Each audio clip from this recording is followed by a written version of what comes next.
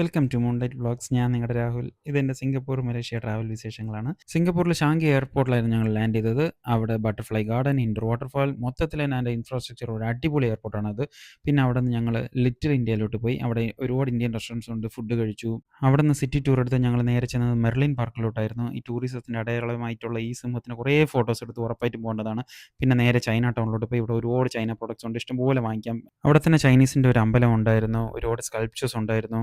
ഇതൊക്കെ വളരെ പുതുമയായിട്ടിരിക്കും, വളരെ മനോഹരമായിട്ടിരിക്കും. നമ്മൾ അവിടെ ചെല്ലുവാണെങ്കിൽ ഉറപ്പായിട്ടും ഇവിടെയൊക്കെ വിസിറ്റ് ചെയ്തേ പറ്റൂ. പിന്നെ അവിടെ നേരെ ഗാർഡൻസ് ബൈ ദ ബേ എന്ന സ്ഥലത്തോട്ട് പോയി. അതിമനോഹരമാണ്. ഇവിടെ പൂക്കളൊക്കെ അറേഞ്ച് ചെയ്തിരിക്കുന്നത്, അതിൻ്റെ ഇൻഫ്രാസ്ട്രക്ചറും, ഇതിനകത്ത് തന്നെ ഒരു ചെറിയൊരു ജുറാസിക് പാർക്കൊക്കെ ഉണ്ട്. ലൈവ് ഡൈനോസർ പോലൊക്കെ ഇവർ ചെയ്ത് വെച്ചിരിക്കും.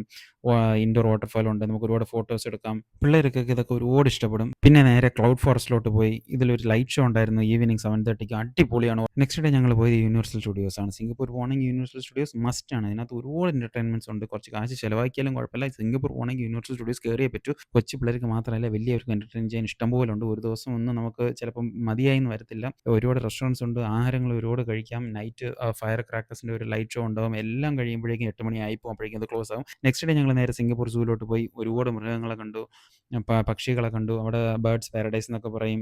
ബേർഡ്സ് പാരഡൈസ്, പെൻഗ്വിൻ കേവ് വളരെ ബ്യൂട്ടിഫുൾ ആയിരുന്നു. പെൻഗ്വിൻസ് നമുക്ക് മുകളിൽ നിന്ന് കാണാം, താഴെ നിന്ന് കാണാം. പിള്ളേർക്കൊക്കെ ഒരുപാട് ഇഷ്ടപ്പെടും. ഇത് ഉറപ്പായിട്ടും വിസിറ്റ് ചെയ്യേണ്ട ഒന്നാണ്.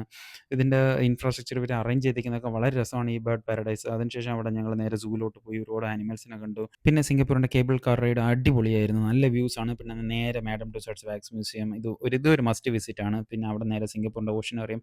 Singapore oceanarium is one of the biggest oceanarium in the world. ഇത് അടിപൊളിയാണ്, ഒരുപാട് ക്രിയേച്ചേഴ്സ് ഉണ്ട്.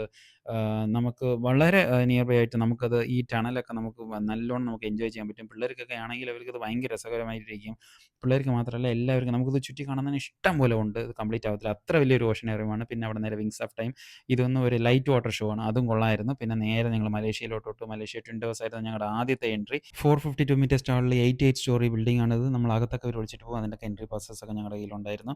വളരെ മനോഹരമായിരുന്നു. ഇതിന് മുകളിൽ നിന്നുള്ള വ്യൂസ് ഒക്കെ ഭയങ്കര രസമായിരുന്നു. പിന്നെ നേരെ ഞങ്ങൾ മലേഷ്യ മുരുകൻ, ഗോൾഡൻ മുരുകൻ എടുത്ത് പോയി. അതിൻ്റെ സ്റ്റെപ്സ് 272 സ്റ്റെപ്സ് ഉണ്ട്. ബട്ടു കേവ്സ് എന്ന് പറയും. മുകളിൽ കയറി ചെന്ന് അമ്പലമൊക്കെ കണ്ടു. പിന്നെ അവിടെ നേരെ ജെൻഡിങ് ഹൈലൻഡ്സ് പോയി.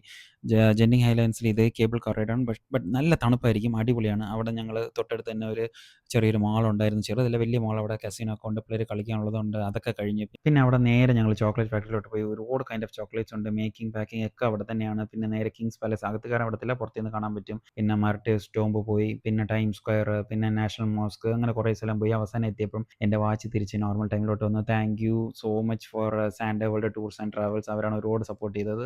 അപ്പോൾ ടൂർ പോവുക, സബ്സ്ക്രൈബ് ചെയ്യാൻ മറക്കണ്ട.